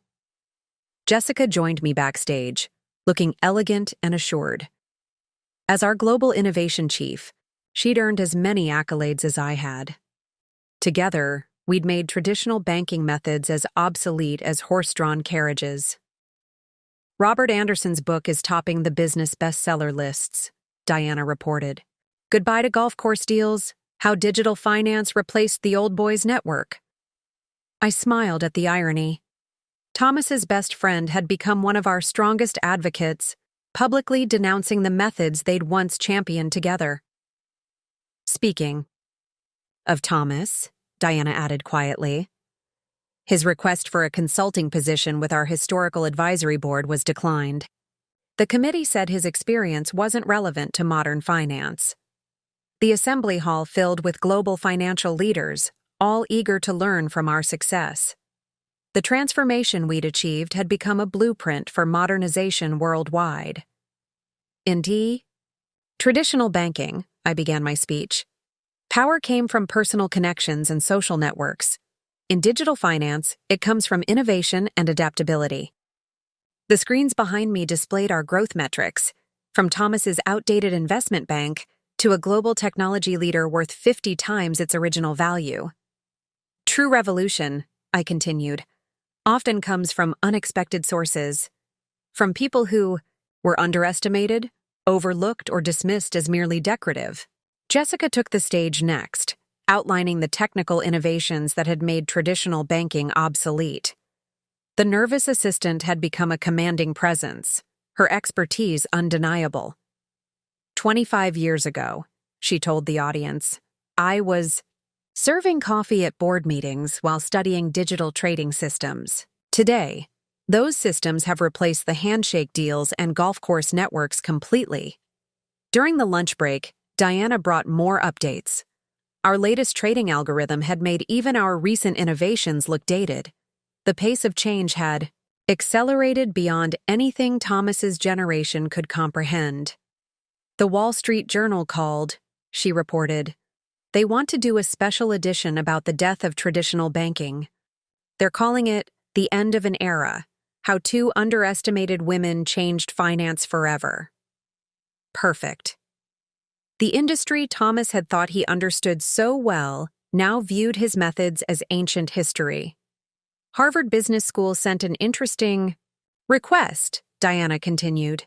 They want to create a scholarship in your names for overlooked individuals who show innovative potential. Later that evening, at the gala celebration, I received an unexpected visit from Robert Anderson. "You know what Thomas still doesn't understand?" he said, shaking his head. "He thinks this was about revenge. He doesn't see that you two actually saved banking by dragging it into the modern age." I watched Jessica commanding attention across the room, discussing future innovations with global leaders. "Sometimes," I replied, "the best revenge isn't about destruction at all. It's about building something so much better that the old ways become irrelevant." The event ended with news that felt like the final victory. The last remaining traditional investment firms had merged into our digital network, marking the official end of old-school banking.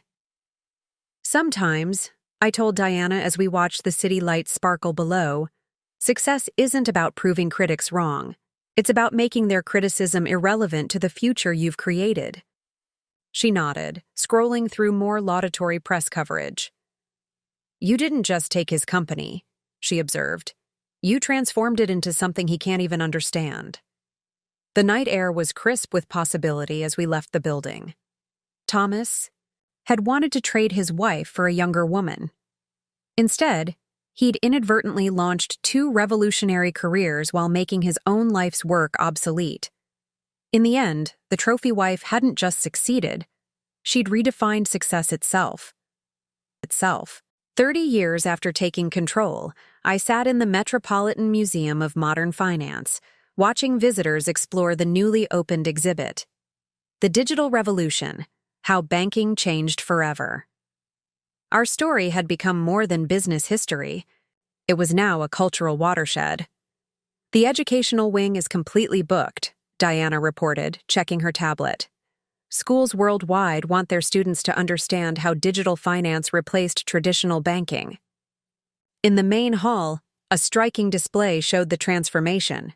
Photos of Thomas's old office, with its leather chairs and golf trophies, contrasted with our modern digital command center. "Jessica's hologram presentation is the most popular feature," Diana added. "Students love hearing how an underestimated assistant became a global finance leader." The morning brought a stream of journalists previewing the exhibit. Each wanted to understand how 2 overlooked women had revolutionized global banking. "Your ex-husband," one ventured carefully. "He's mentioned in the historical context section. Did you approve that inclusion?" "History should be accurate," I replied. "Thomas represents the resistance to change that made our revolution necessary." Robert Anderson arrived for the private tour, looking thoughtful as he studied the displays. "Hard to believe we once thought golf club memberships were crucial to banking," he mused. "The past seems foreign once you've built a better future." I agreed. Jessica joined us via hologram from London, her presence as commanding as ever. "The exhibit in our European headquarters is equally popular," she reported, "especially the section about overcoming traditional barriers." Throughout the day, visitors streamed past displays highlighting our transformation. Young women particularly lingered over the breaking glass ceiling section, which detailed our parallel journeys from trophy wife and assistant to industry leaders. "The Financial Times retrospective is ready," Diana announced. 30 years of digital dominance, how Carlton Global changed banking forever." Perfect.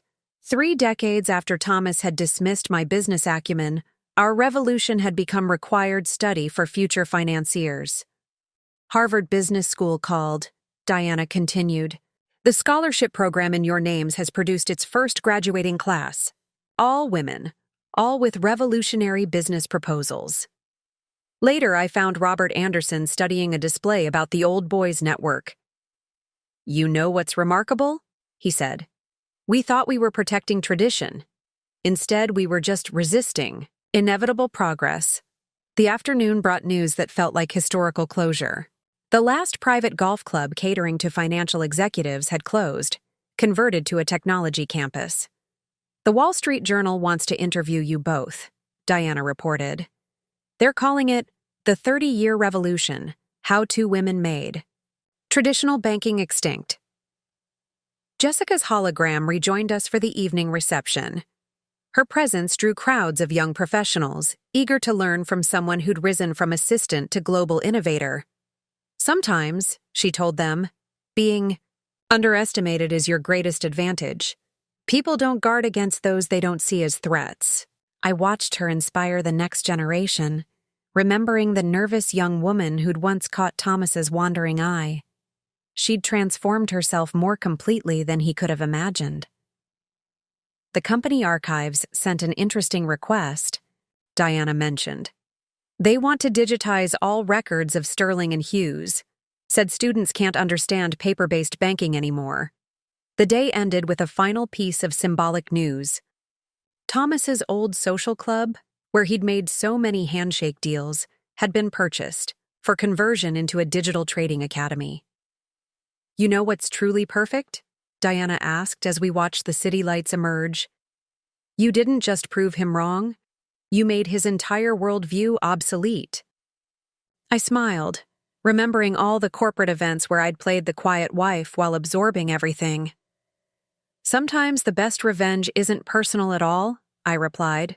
It's evolutionary.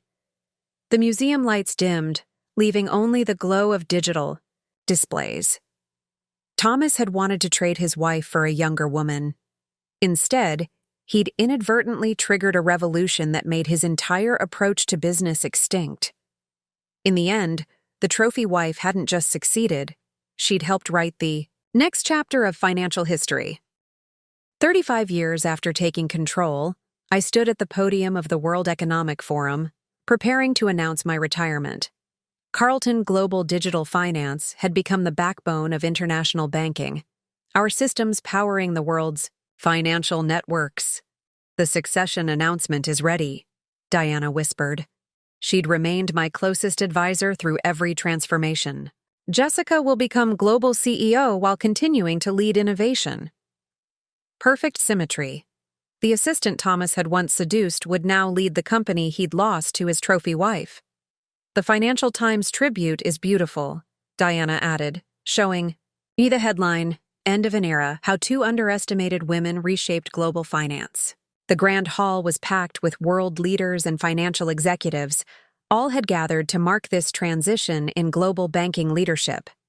35 years ago, I began, I was dismissed as a trophy wife, while my successor was viewed as just an assistant. Today, we've proven that talent rises when artificial barriers fall.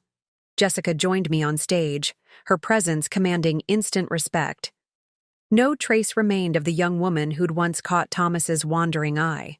Our next chapter, I continued, will be led by someone who embodies our core belief that true potential often hides behind others' limited perceptions. Robert Anderson sat in the front row, nodding approval. Thomas's former best friend had become one of our strongest advocates, his own book about digital transformation, a bestseller. The Times wants to update their documentary, Diana reported during a break. From trophy wife to Titan, the revolution that changed banking. They're adding a section about today's announcement. Perfect. The story of how Thomas's poor judgment launched two remarkable careers would now include this final twist. Speaking of Thomas, Diana added quietly, he tried to publish another memoir. Traditional Banking, Lost Wisdom. Publishers said there's no market for obsolete methods. The afternoon brought a parade of tributes. Global leaders praised our transformation of finance. Young entrepreneurs credited us with breaking barriers they'd once thought unbreakable. The Harvard Business School ceremony is next week, Diana reminded me. They're naming the new Digital Finance Center after us. The scholarship program has already graduated hundreds of innovators. Jessica's acceptance speech drew thunderous applause. The nervous assistant had become a visionary leader, her journey as remarkable as my own. 35 years ago, she told the audience, I was serving coffee at board meetings while studying digital systems. Today, those systems have replaced every traditional banking method. During the evening reception, Robert Anderson shared an interesting observation. You know what Thomas still doesn't understand? This wasn't about revenge. It was about evolution. Banking needed to change, and you two made it happen. I watched Jessica commanding attention across the room, discussing future innovations with world leaders. Sometimes, I replied, the best revenge isn't about destruction. It's about building something so much better that the old ways become irrelevant. The event ended with news that felt like perfect closure. The last remaining traditional banking museum had closed. Its artifacts moved to historical archives. The Wall Street Journal's tribute is ready, Diana reported. The women who made banking history, how two overlooked talents revolutionized finance. As I prepared to leave the stage for the last time, I thought about the journey. From trophy wife to industry leader, from overlooked talent to revolutionary force. You know what's truly perfect? Diana asked as we watched the city lights sparkle below. You didn't just prove Thomas wrong. You and Jessica made his entire world obsolete. The night air hummed with possibility as we left the forum. Thomas had wanted to trade his wife for a younger woman. Instead, he'd inadvertently launched two extraordinary careers while erasing his own legacy. In the end, the trophy wife hadn't just succeeded. She'd helped write the future of global finance, then handed it to the very woman he'd tried to use as her replacement. Sometimes karma doesn't just come around. Sometimes it evolves into something far more powerful than revenge could ever be. 40 years after taking control, I sat in the auditorium of the newly established Museum of Financial Evolution, watching as visitors explored the interactive exhibit titled The Revolution That Changed Banking Forever.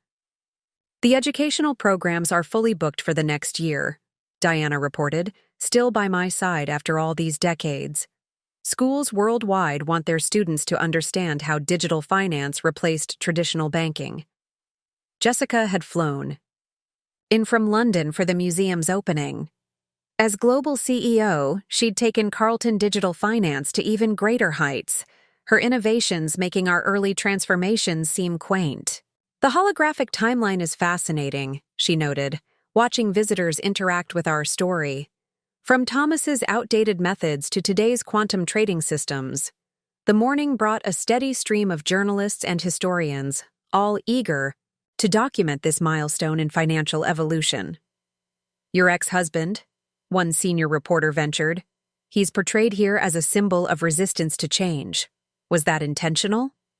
History should be accurate, I replied. Thomas represents everything that needed to evolve in banking. The outdated attitudes, the resistance to innovation, the underestimation of talent. Robert Anderson arrived for the private tour, now in his 80s but still sharp. Remember, when we thought golf club memberships were essential to banking? He mused, studying a display about the old boys' network. The past looks foreign once you've built a better future, I agreed. Throughout the day, visitors lingered over the Breaking Barriers section, which detailed our parallel journeys from trophy wife and assistant to industry leaders. The Wall Street Journal retrospective is ready, Diana announced. 40 years of digital dominance, how two overlooked women changed finance forever. Perfect timing. 4 decades after Thomas had dismissed my business acumen, our revolution had become required study in business schools worldwide. The Harvard Digital Finance Center called, Diana continued. Your scholarship program has graduated its 1,000th innovator.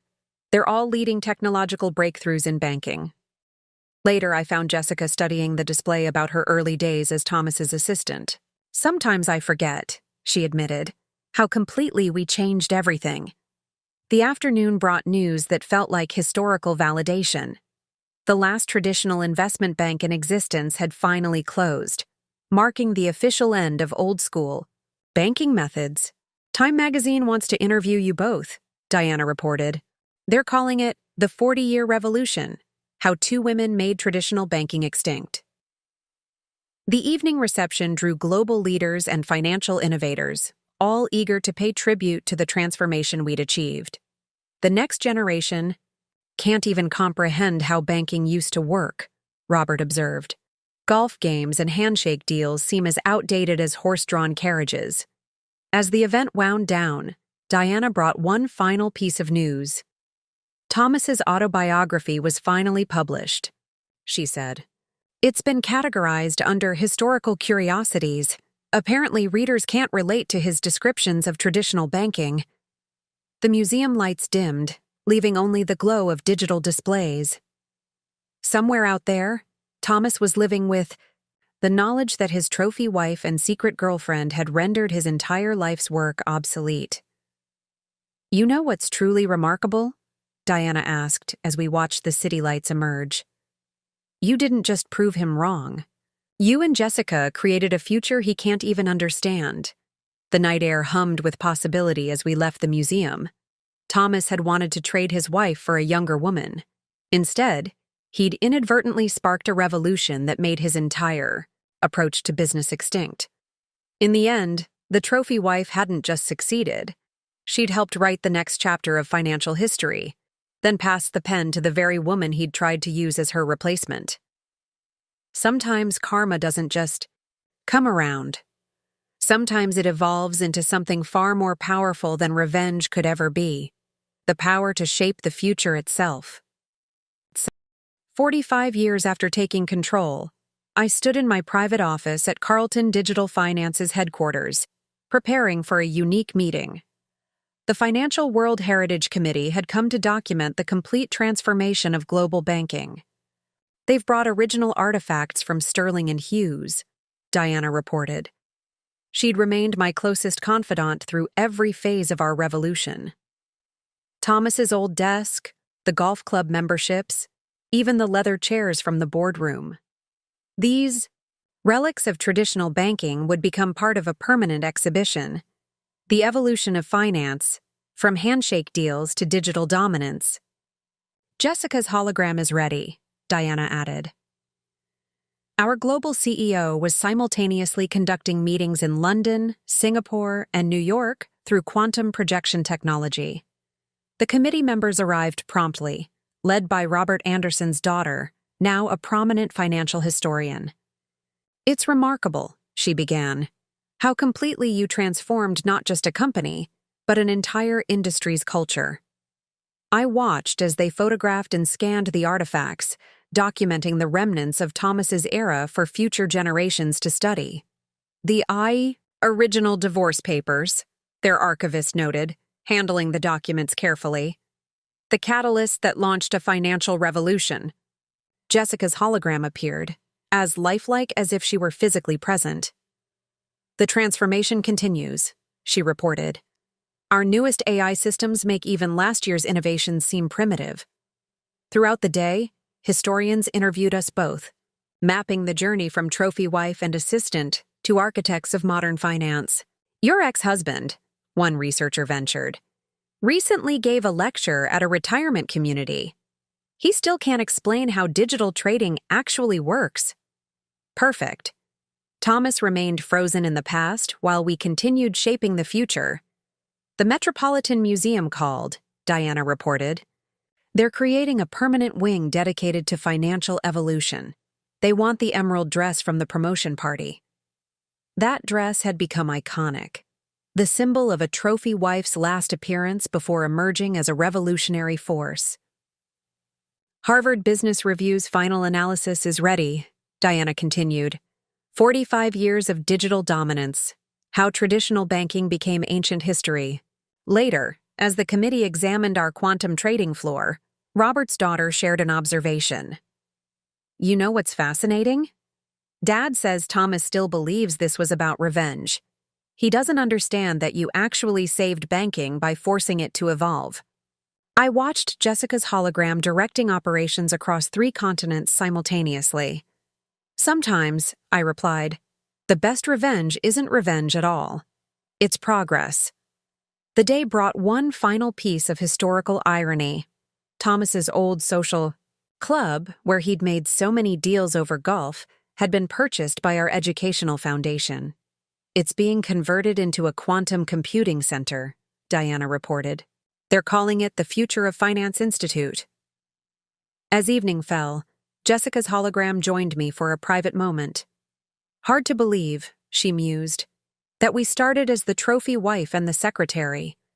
The city lights sparkled through my window, each one representing another innovation we'd pioneered. Thomas had wanted to trade up for a younger woman. Instead, he'd inadvertently launched a revolution that made his entire world obsolete. The final historical record is complete, Diana announced.